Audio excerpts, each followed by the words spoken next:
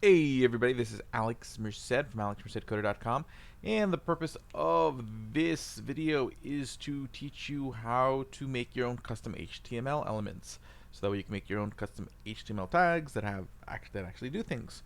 This is also referred to as web components. So you can think of this as creating custom HTML tags. We can think of this as creating custom HTML elements. Okay, we are also creating what's called a web component. Okay, and we're using the web component API. So if you want to read up more on this in the documentation for the browser, this is referred to as a web component API, what we're leveraging. Okay, so basically let's create a new project. So let's see, I think I already have kind of a setup in here, index.html. Good, so here I have an index.html that links to my app.js. So what we're going to do is I'm going to show you that you could create something like this. Hello world. And that would just basically have its own meaning. It would actually print something to the screen. So right now I'm going to clear my app. Well, it's already cleared. So let's actually open this in the browser. Okay, open with Google Chrome. And right now you can see it has nothing. So to create your own custom HTML element, let's go back to Visual Studio Code. You can do it all from your app.js, wrong app.js. And this app.js. And basically the way it works is you create a class. So you can create a new class. We're going to call this Hello World.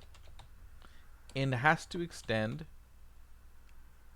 either the HTML element class, which is an element class built into HTML. There's also one for all the different other elements. So if you want to like extend form or extend p, so if you want to like make modifications, so basically make a p tag that also returns a console log of the number of words in the p tag. You could do that.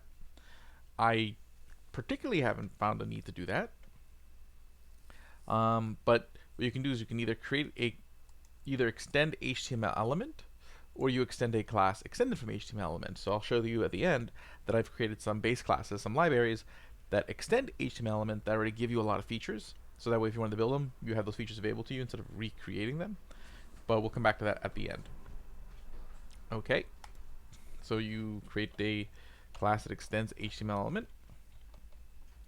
And then basically you define the constructor.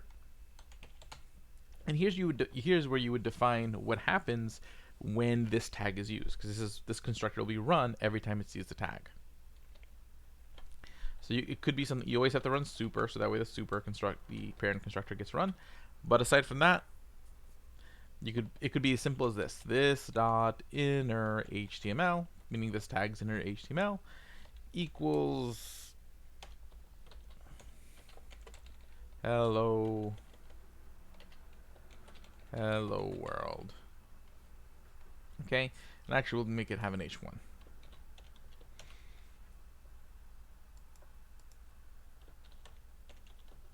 There you go.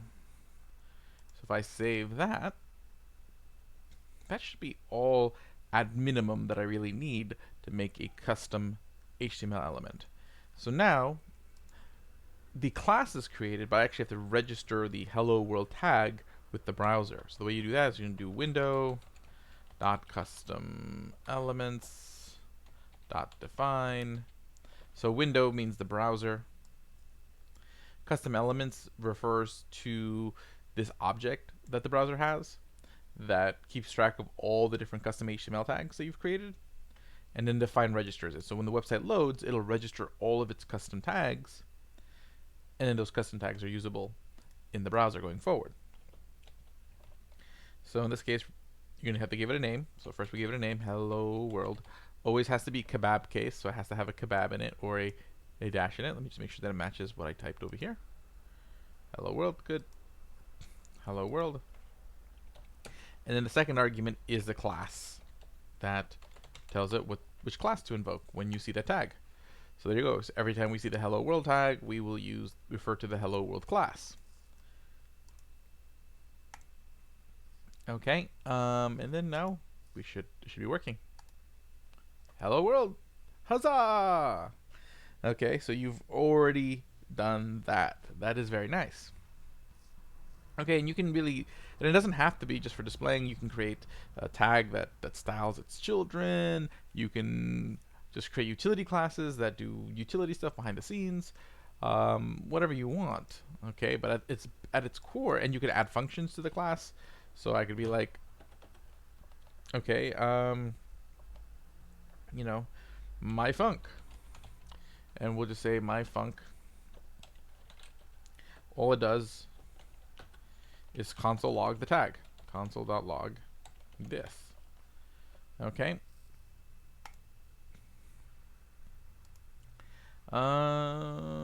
Cool. And then if you wanted to get like a particular attribute, I think you would do something like this. So I might as well just do this here. Console.log get attribute. Oh, actually no. This should be this.get attribute.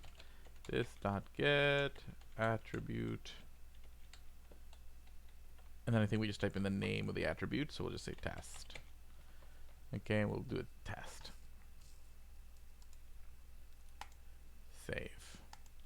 So let's run a test on that. Let's go back to our HTML. And first add the attribute of test. So test will equal cheese. Cool.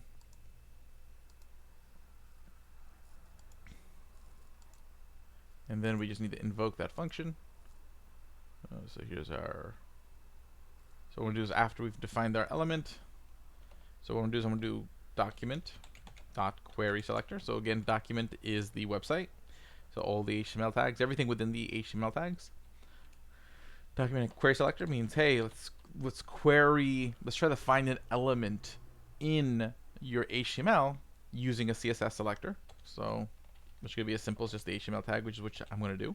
Hello world. So we're going to find the hello world tag. There's only one, so it should be pretty easy. And then what we're going to do is we're going to take that tag and invoke its myfunc function.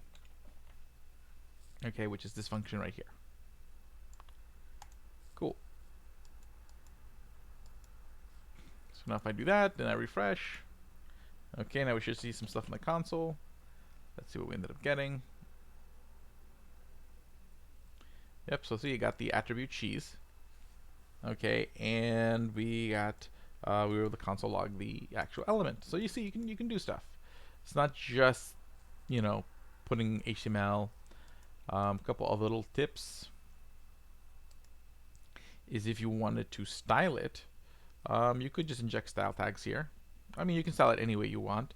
What I would usually do is I would do something like this dot style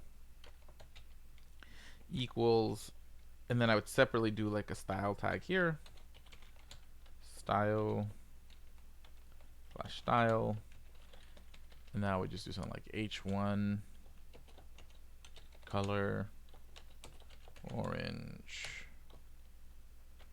Cool. And then I'll just interject that before here. So I'll just use interpolation and be like this dot style. Just breaking it up into multiple variables will help make assembling the final template a little easier. Okay, so now if I do that, this should be orange now. Object CSS declaration. Let's see what I did wrong there. Boop, boop, boop, boop, boop, boop, boop. Style, H1 color. Anything about that style, H1 color, orange. And then that should just plop the string. Why does it not like it? H1 style, H1 color orange.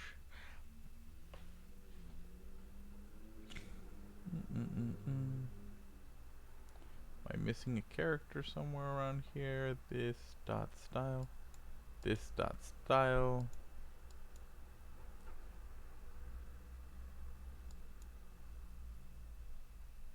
And that all looks like properly formed CSS to me.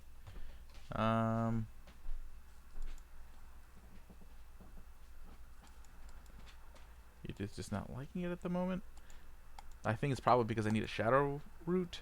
Okay. Now, what happens is that like this, so the way I have it right now, it's just part of your normal DOM. So if I go over here and I look over here and I see hello world, it's all part of my normal DOM. What you can do is you can give your element a shadow DOM. So we'll have a mini DOM inside of it. And the way you do that is you would do this. This dot attach shadow. And then we pass in an argument. And in there should be, I think it's like mode open.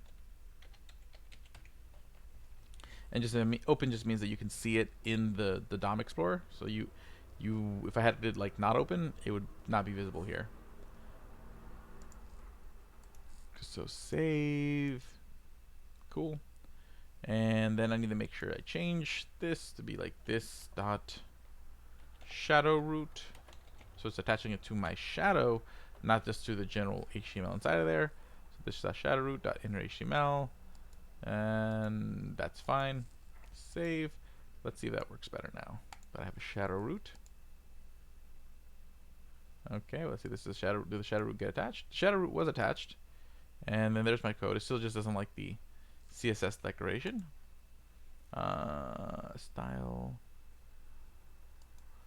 What? Where is the malformation in this? Oh well, I'm not gonna worry too much about it right now, but you get the idea. Like you could, that would usually work. He is just not liking it currently, and we don't got time to be figuring that out. Okay. Cool. So now my global CSS, so if I had a global CSS file, it would not apply its styles to this element because it's now attached to a shadow root. Okay, so cool. So basically 3 things we learned so far. 1, how to extend the HTMLElement class. 3, how to register that custom class with a HTML tag. And 3, how to attach a shadow root. And basically the shadow root works just like its own little DOM. So I could grab elements, so I could be like this dot shadow root dot document. Not document. Document's always the website. Shadow root's the individual shadow root, and do query selector, and then grab that H1 that's there.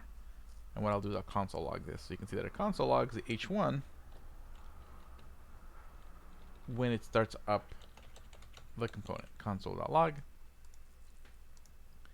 Save. Okay, and then we go to console, and there it is. See, it console logs the H1. Because now all those elements are inside the shadow root, they're not in the document anymore. They're separate from the document.